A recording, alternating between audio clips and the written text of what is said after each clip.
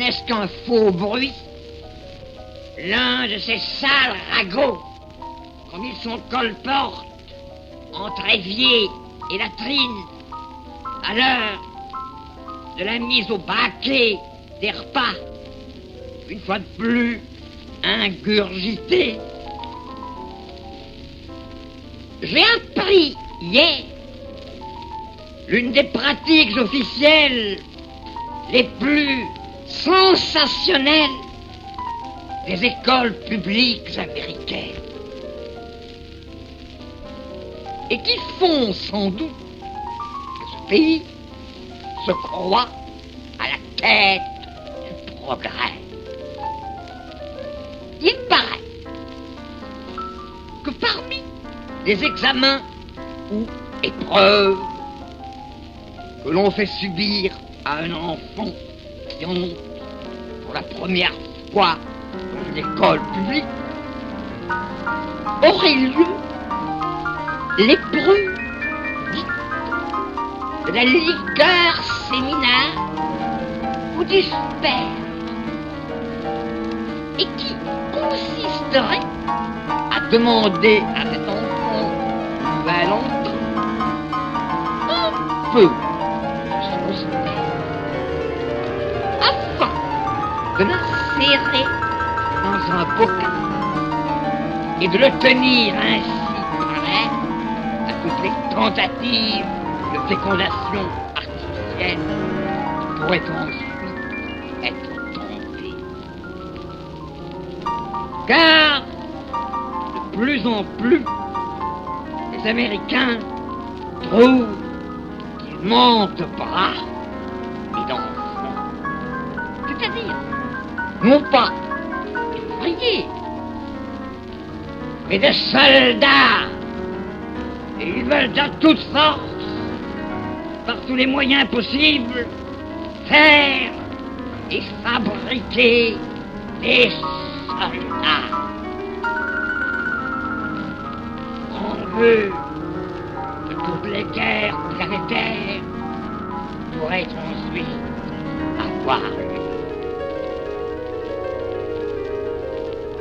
Et qui serait destiné à démontrer par les vertus écrasantes de la force, la surexcellence des produits américains et des fruits de la sueur américaine sur tous les champs de l'activité et du dynamisme possible de la force. Parce qu'il faut produire, il faut, par tous les moyens de l'activité possible, remplacer la nature par où elle peut être remplacée. Il faut trouver à l'inertie humaine un champ majeur. Il faut que l'ouvrier ait de quoi s'employer. Il faut que des champs d'activités nouvelles soient créés. Et que ce soit le règne enfin de tous les faux produits fabriqués, de tous les ignobles ersatz synthétiques où la belle nature vraie n'a que faire,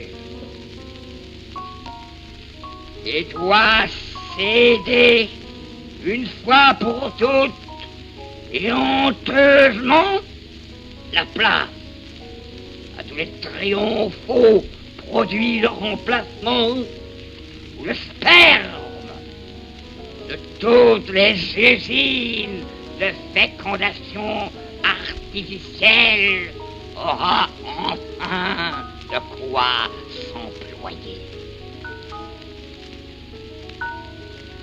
Plus de fruits, plus d'arbres, plus de légumes, plus de plantes pharmaceutiques ou non, et par conséquent, plus d'aliments, mais des produits de synthèse à satiété. Dans dans des vapeurs, dans des humeurs spéciales de l'atmosphère, sur des axes particuliers, des atmosphères tirées de force et par synthèse aux résistances d'une nature de la guerre, et qui la guerre n'a jamais connu que la peur. Et vive la guerre, n'est-ce pas? Puisque ce faisant, c'est la guerre que les Américains ont préparée et qu'ils préparent pied à pied pour défendre cet usinage insensé contre toutes les concurrences qui ne sauraient manquer de toutes parts de s'élever.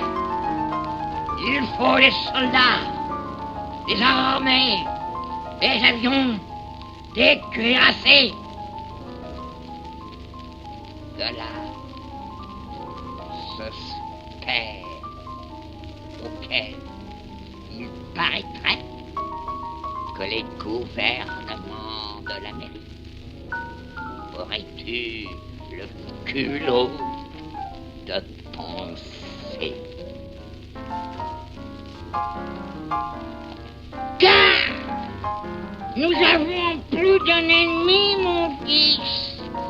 Nous, les capitalistes.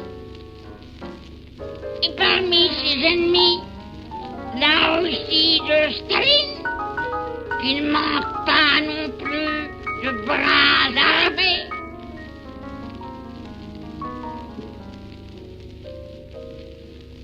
Tout cela est très bien. Mais je ne savais pas. Les Américains, un peuple aussi guerrier. Pour se battre, il faut recevoir des coups. Et j'ai vu peut-être beaucoup d'Américains à la guerre.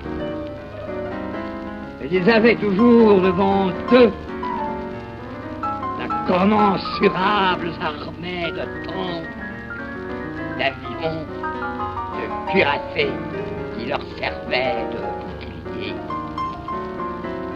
J'ai vu beaucoup se battre les Américains et leurs machines.